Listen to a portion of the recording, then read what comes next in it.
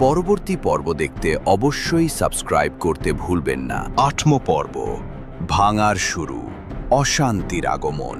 প্রথম কলসি ভাঙার মুহূর্ত। রহিমের হাতের হাতুড়ি পড়তেই মাটির কলসিটি চূর্ণ বিচূর্ণ হয়ে গেল। সঙ্গে সঙ্গে গ্রামের সব কুয়োর জল লাল হয়ে গেল।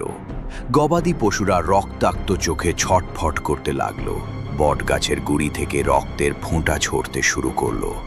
গোপালদা চিৎকার করে উঠলেন, অভিশাপ! এত শুধু শুরু। দ্বিতীয় কলসি, প্রকৃতির বিদ্রোহ।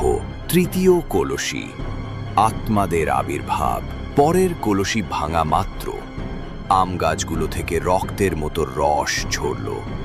মাঠের ফসল রাতারাতি পুড়ে কালো হয়ে গেল। শিশুরা জ্বরেও অস্বাভাবিক কথা বলতে লাগলো। বাকি 10টা, বাকি 10টা। তৃতীয় কলসি ফাটতেই 12টি অদৃশ্য ছায়া গ্রামের পথে পথে ঘুরতে লাগলো। কেউ কেউ আধভাঙা গলায় বলল, আমাদের নাম মনে রাখো, আমাদের কষ্ট দেখো। রহিমের হাতের তালুতে রক্তাক্ত অক্ষরে ফুটে উঠল, একটা ভুল করেছ, শেষ কলসি কখনো ভাঙিস না।